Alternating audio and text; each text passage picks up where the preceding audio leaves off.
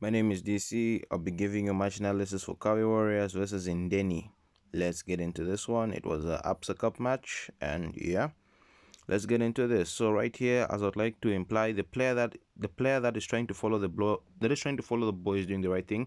The player I've indicated with an arrow is supposed to be moving towards the goal because his teammate has a 2-on-1, and by the time the ball comes in, he has managed to move further away from his teammate, and by the time the ball is coming, his teammate still has a 2-on-1 and there's not much he could do because he does end up slipping.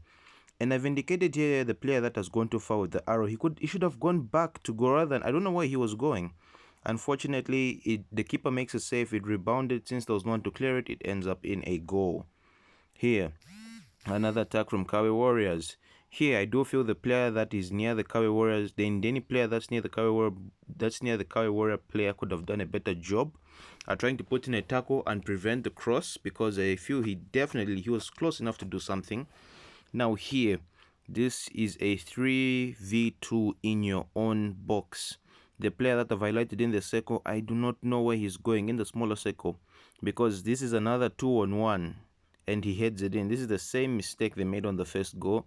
They've just repeated it once again. I don't know why. Here, the ball comes in. This long line I've drawn is to show the separation between the player that's in the far left in the circle and everyone else. I don't know if there was an overload, but there's just way too many Indeni players on one side of the pitch. And yes, here this player is alone, Kawe player is alone, and he does very well. Maybe the keeper could have done better. It's a good strike, but very poor man marking. Everyone was everywhere else. Here, the fourth goal. The Indeni players make a good decision to track back, but now the problem is they keep moving forward, leaving space for the Kawe Warrior players. If they stay and do not move forward, they'll create space for themselves because all the Indeni players are moving forward, indicated by these arrows. And here, even if he did not want to shoot, there's another player once again on the far left alone. It's like Indeni did not learn from the previous goal that they conceded. But the player takes matters into his own hands, slots it in, and it's a very good goal. And I'll show you from another angle here. Here, the Kai Warrior, very good play, very good dummy. First time shot, not much the keeper could do. And woof, this has been a slaughterhouse. Here, Indeni's back five or back line is bent. It is not straight, which allows, and here, far left again, another player left unmarked. Indeni keeps on making the same mistakes. Here, the Kai Warrior player makes a run because of the jagged line. Here, the keeper tries to run out. I think this is probably just miscommunication.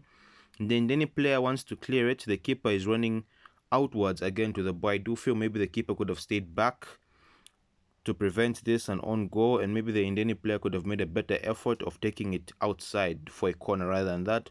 Unfortunately, scores an own goal, but yes. Oh, Kawe Indeni just kept on making the same mistake way too many times, and Kawe Warriors punished them heavily. Anyway, this has been my match analysis. I will see you in the next video. Peace.